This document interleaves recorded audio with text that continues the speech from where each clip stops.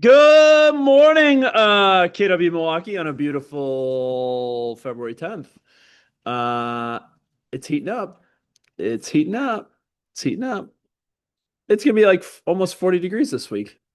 All right, so last week I challenged you as it relates to your thoughts around it's time to go. It's time to go. It's time to go. And I shared with you why I believe that to be true and what you should be thinking about because January's activity was higher than December's, and historically, December's actually, from a seasonality perspective, typically more robust than January. So we have an inverse relationship, and I don't want you to miss the bus as the train is leaving or the bus is leaving the station.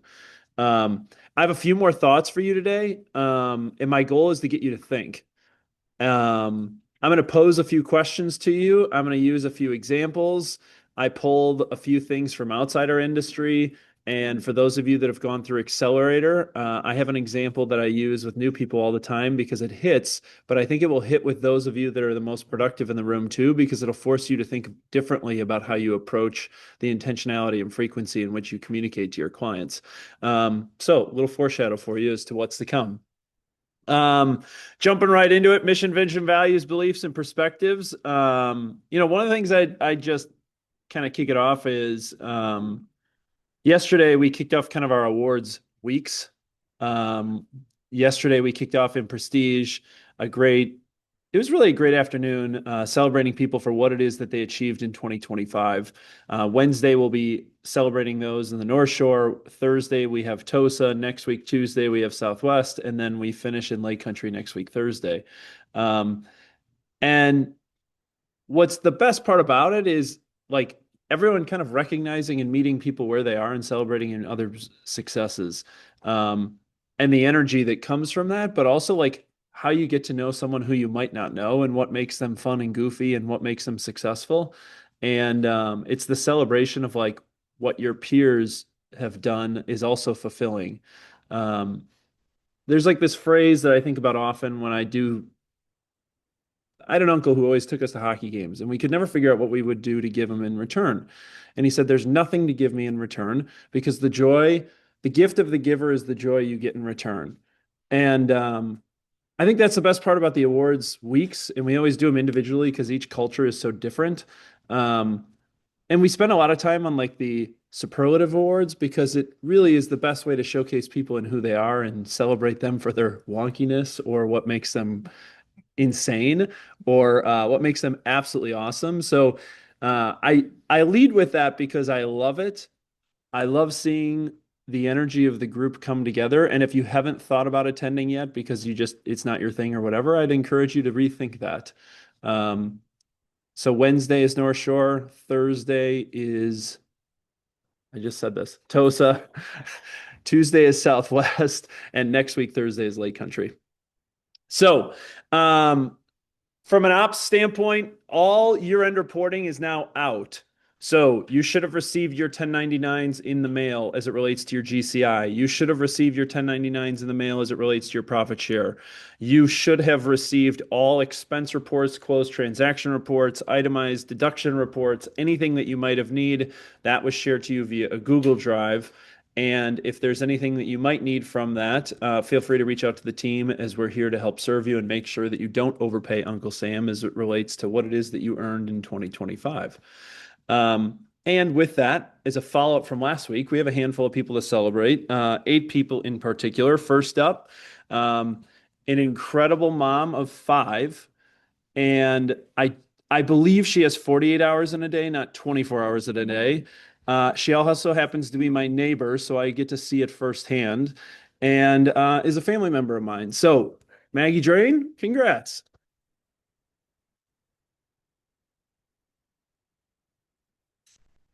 Next up, kind of an OG in the TOSA space.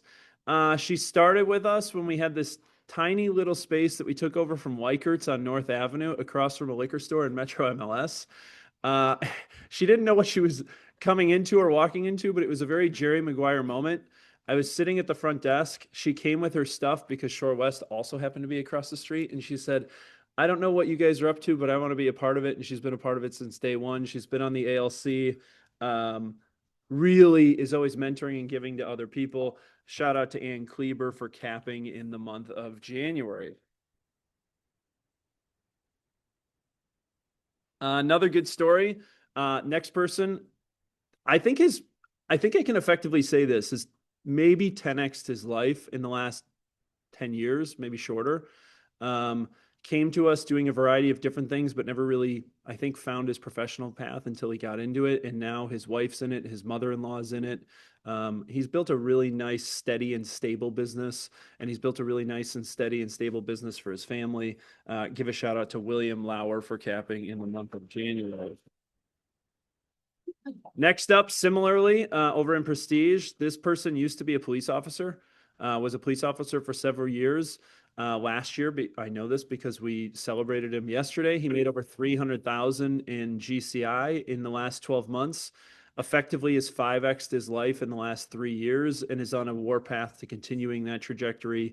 Does a lot of land deals all over the state of Wisconsin too. Just a great individual out of West Bend, Wisconsin, Jay Menger. Congrats, Jay, for capping in the month of January. Next up, really the epitome of building a team with those that you love, care, and respect. She has brought all of her friends, family, former nannies into the business and is building something special, pours into people, lives in a house that has become a pseudo, what I call world headquarters for their team, really giving of her time and helping people understand how do you convert. How do you convert? How do you convert? How do you convert? And as a testament to when you leave corporate America, how do you create that accountability from a structure standpoint into building something special? Congrats to Leanne Pluster for capping in the month of January. All right, next up on a team came to us running an Airbnb and VRBO business. Young woman who was hungry, trying to figure out how to make the world work in the world of real estate, but knew that the opportunities existed in sales in order to build her wealth, and is doing so. Has a great network around her from her parents to the team that she's on. Congrats to Addie Prochnow for capping in the month of January. Last two, this guy did it by having twins at the same time, had his nearly best year ever in 2025. Fuck, I don't know why. It's my brother.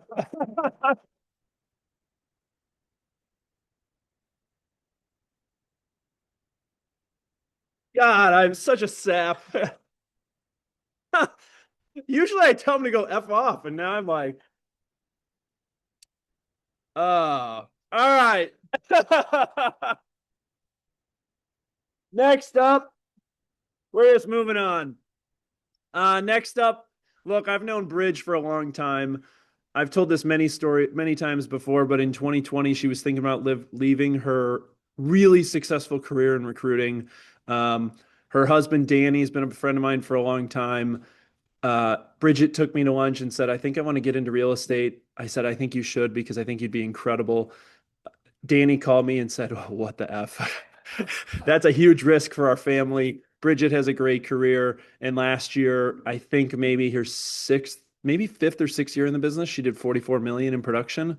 You talk about changing your life trajectory and what her and Danny have done together.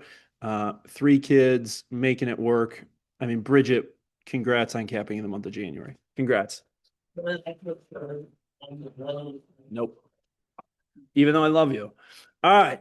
With that, training and education, handful of things to point out. I had mentioned it's awards season, but just as a reminder, North Shore Awards are at the Argo Theater in Whitefish Bay. Really cool if you had not been there. I called and pulled in a few favors to pull that off. Innovation Awards are at Blue Mountain Country Club on Thursday. Southwest is at Maddie's Bar and Grill in Muskego. And then next week, Thursday, is the Lake Country Awards. And then the following week, there's no team meeting because there's 55 plus of us that will be down in Atlanta for family reunion. A couple other things to point out is Kathleen will be hosting Rapid Stats. How do you utilize MLS Rapid Stats in terms of how do you integrate it with AI and how do you glean insights into what it is that Rapid Stats provides? I'll tell you, it's today at 10:30 via Zoom and as well in person at Innovation. It's a great additional feature that the Metro MLS has rolled out in the last year that I think it's very underutilized from an agent perspective. So jump on with Kathleen today at 10:30. We will be recording and it will be uploaded to the YouTube channel.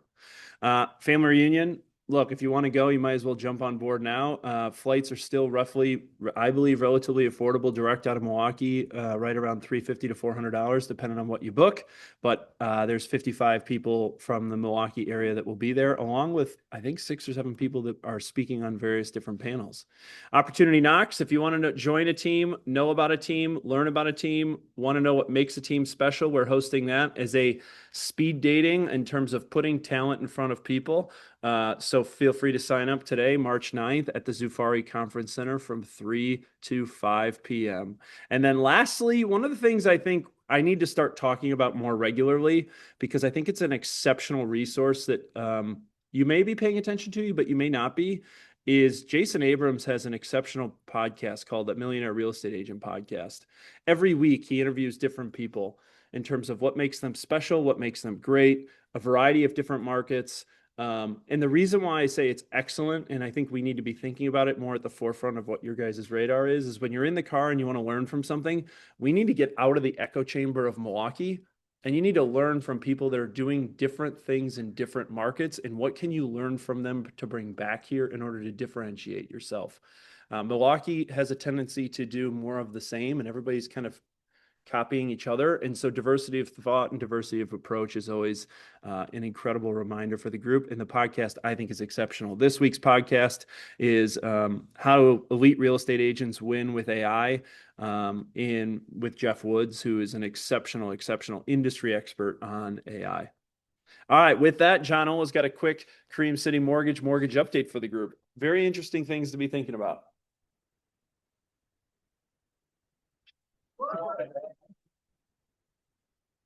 What's up, everybody? I'm John from Cream City Mortgage. So pretty flat in terms of rates this week. Nothing crazy, but there's a big job report, the first report of 2026, coming out tomorrow. So should see some movement one way or the other. Give us a shout just to kind of see what changes. But locking in rates in the low sixes for A-plus buyers, pretty similar to last week and the week before. So not much for rates this week.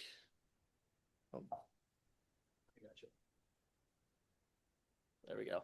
All right. So something that we're kind of doing as a gift to you guys as agents. I know everyone's busy. There's a lot going on. Things are heating up.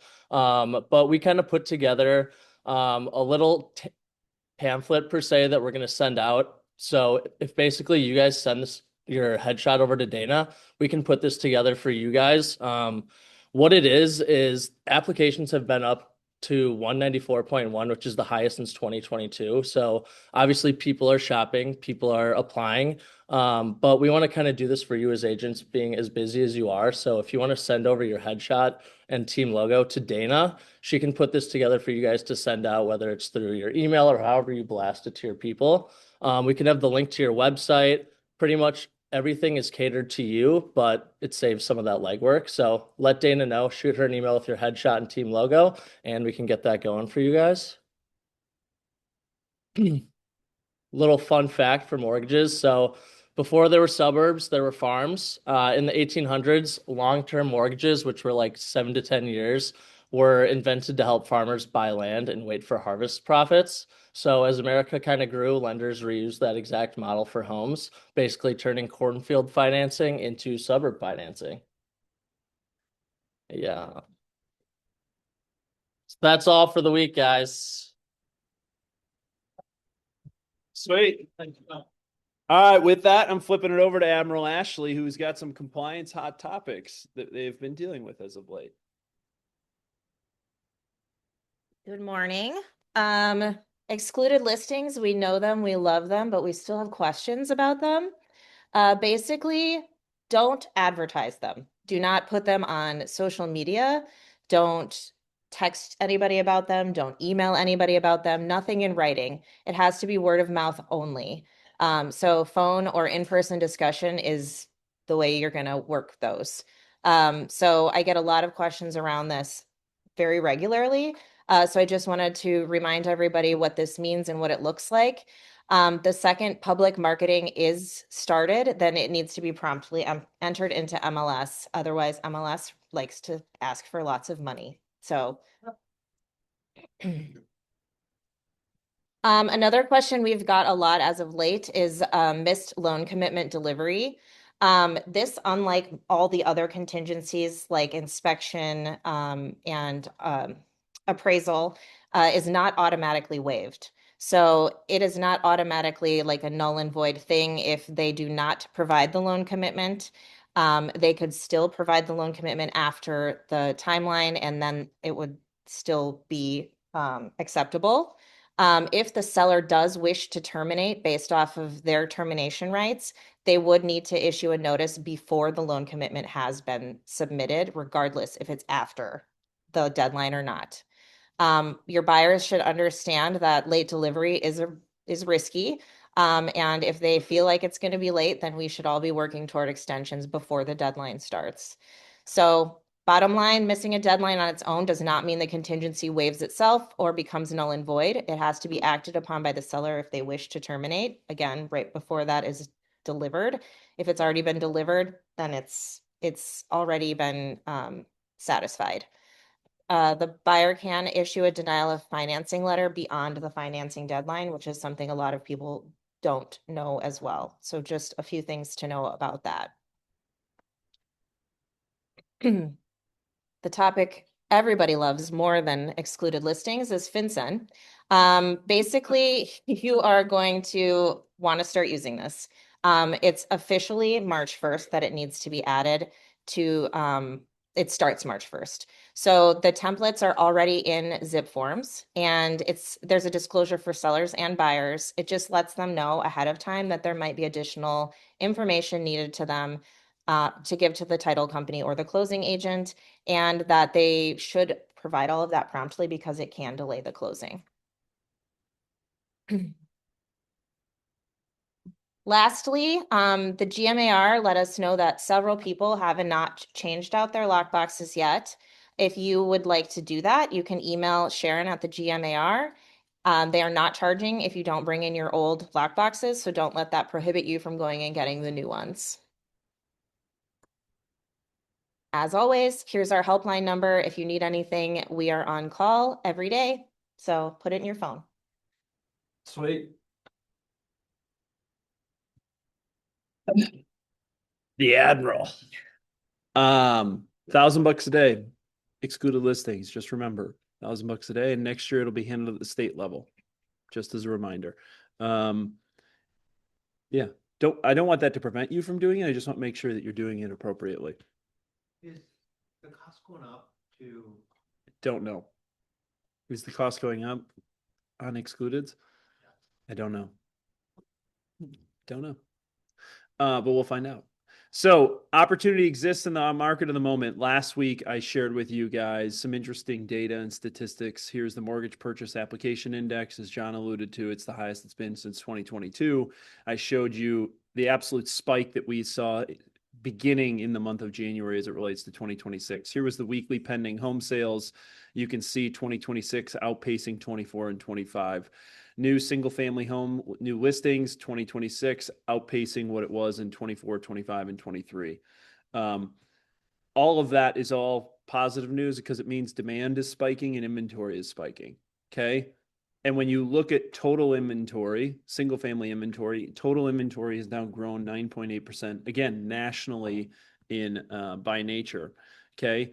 So, and when you look at from a price reduction standpoint, price reductions, the incidence of price reductions nationally has gone down when you compare it versus the other 4 or 5 years. Okay.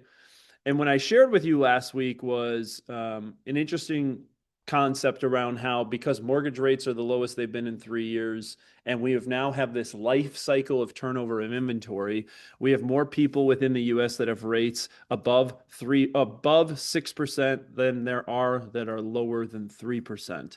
Okay. And what happens is people go through life and they have death, divorce, job change, so on, kids, whatever it might be, trade up.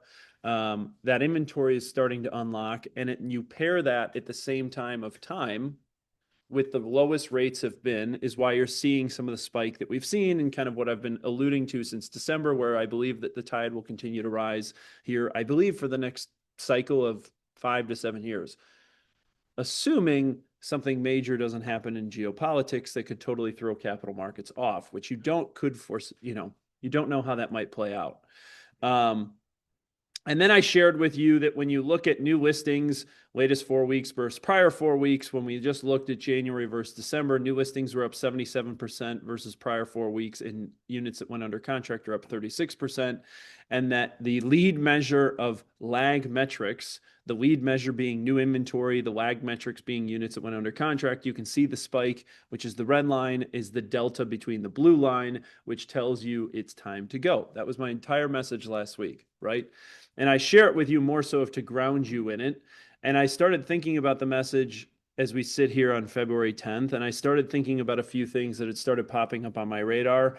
And I thought to myself this week, I'm going to challenge them to get them to think. Okay. And I also shared with you the data as it relates to the age demographics and how we need to be segmenting our database in terms of how we are communicating with our people, with the intentionality, the frequency, and how we communicate in order to capture conversion. So my question to the group is, since 2020, how has your life changed? 5 years, a lot's changed. I now order groceries through Instacart. I mean, just think about the conveniences in which I don't have my phone on me, but the phone is like the remote control of your life. And how those conveniences have disrupted our interactions. So a few questions I'd pose to the group. How many of you have worked from home in the last week?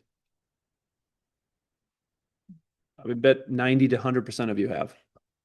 How many of you or your family members have ordered food, groceries, or restaurants through a delivery service in the last week?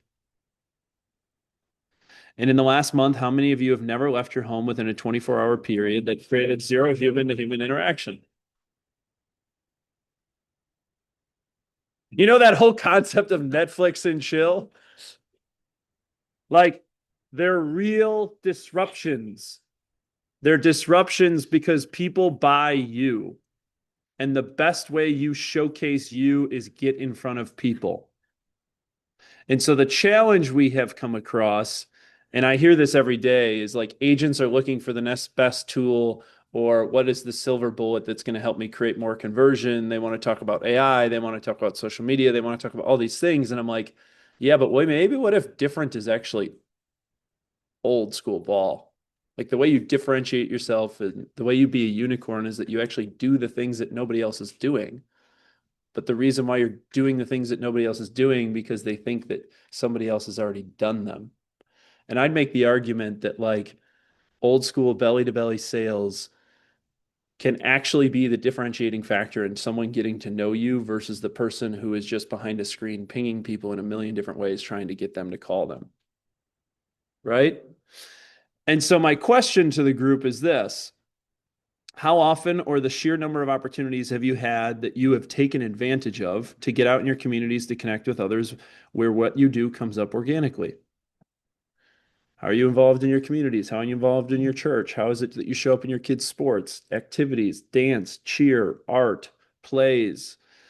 How have you shown up or have you not shown up to community fundraisers that you want to participate in with those that you love, care, and respect? Part of it is taking an intentional effort in order to be there and be present. And I think that being intentional and being present is actually the way you can differentiate yourself. And I've shared this stat before, but I'd go through and I'm going to share it with you again because I think it's a little bit of a cold, hard truth. Consider this.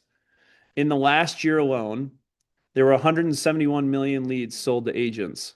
171 million. There were only 4.1 million transactions,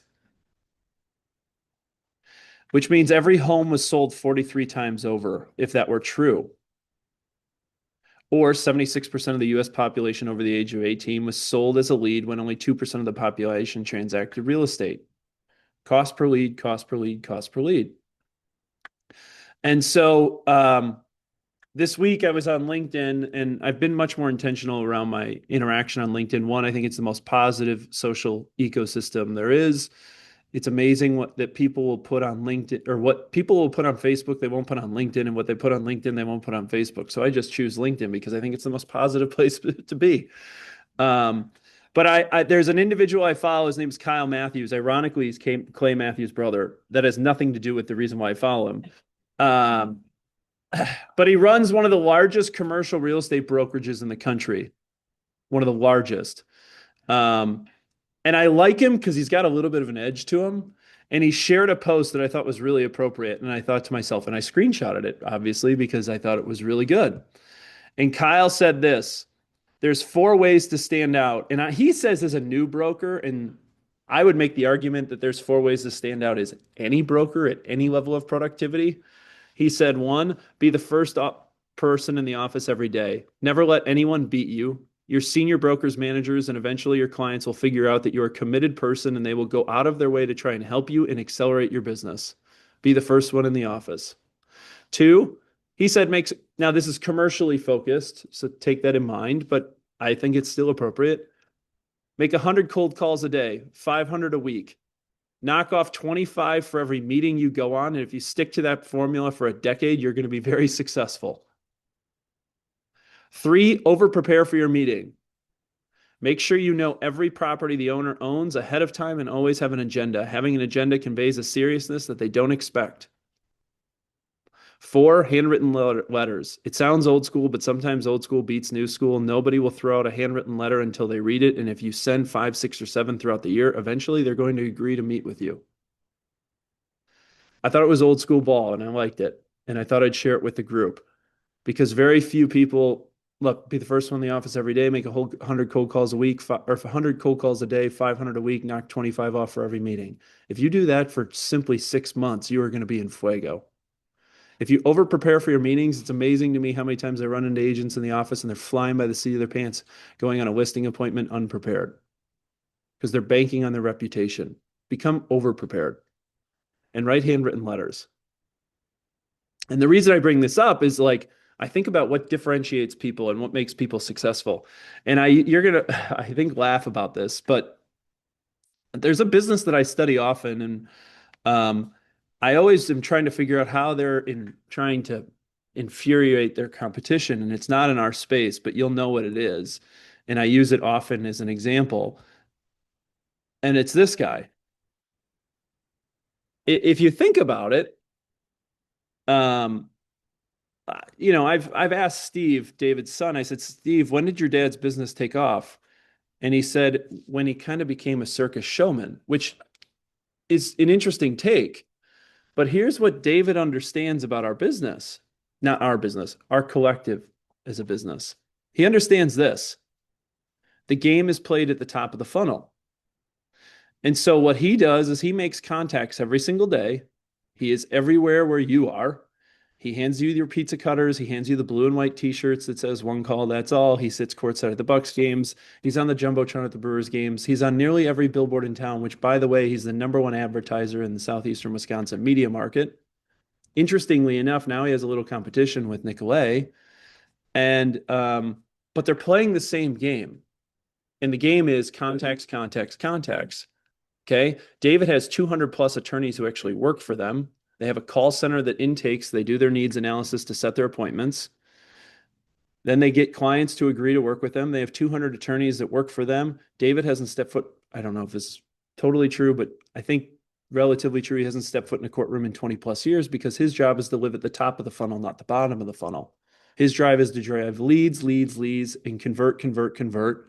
And the team's job is to then negotiate the insurance settlements, right? To create successful outcomes.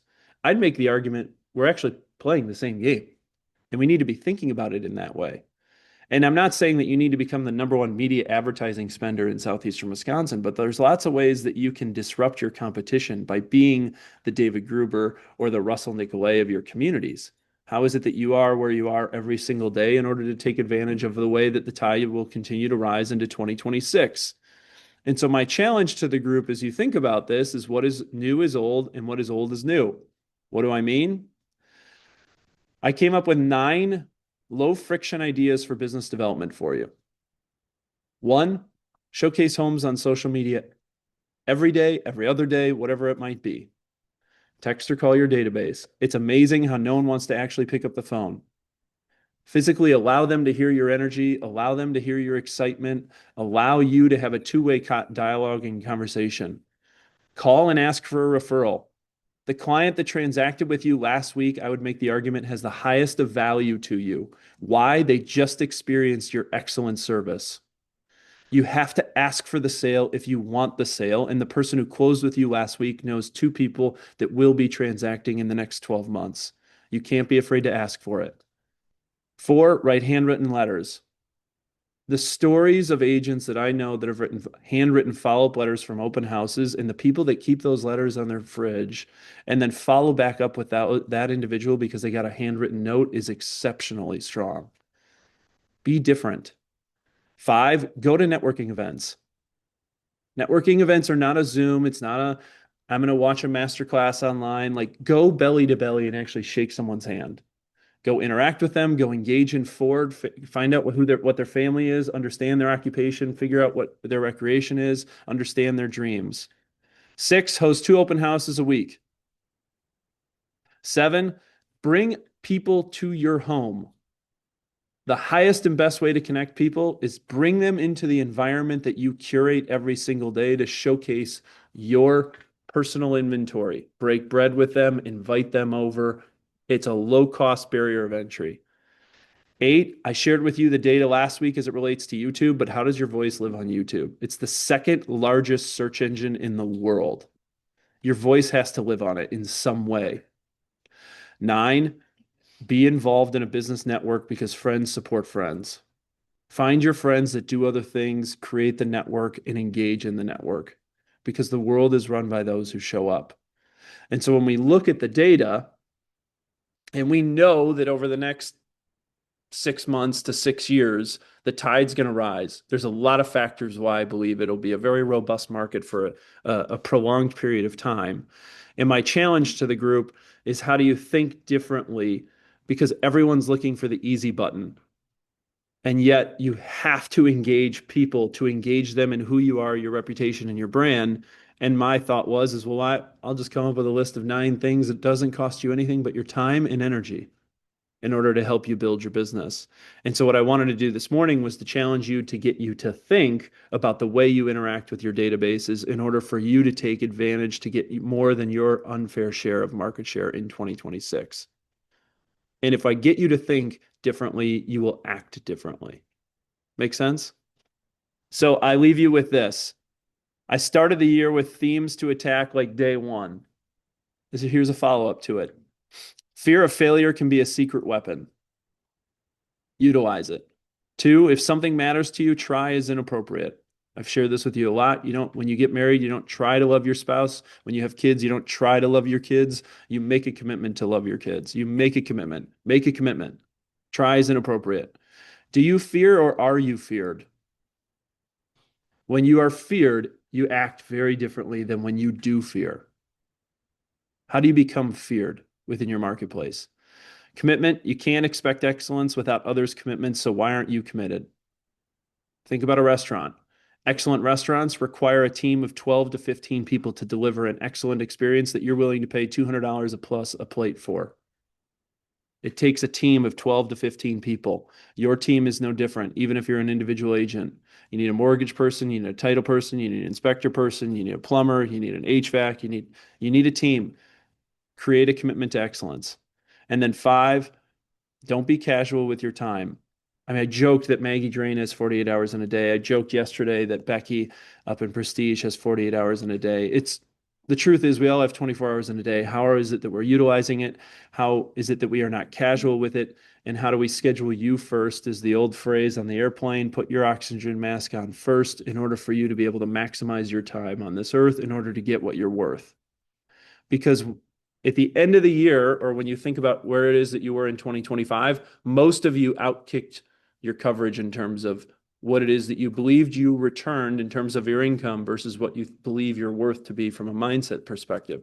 And for those of you that were disappointed in your results in 2025, your time didn't pay you what you believed you were worth. What are you going to do differently in 26 in order to make the income that you believe you are worth?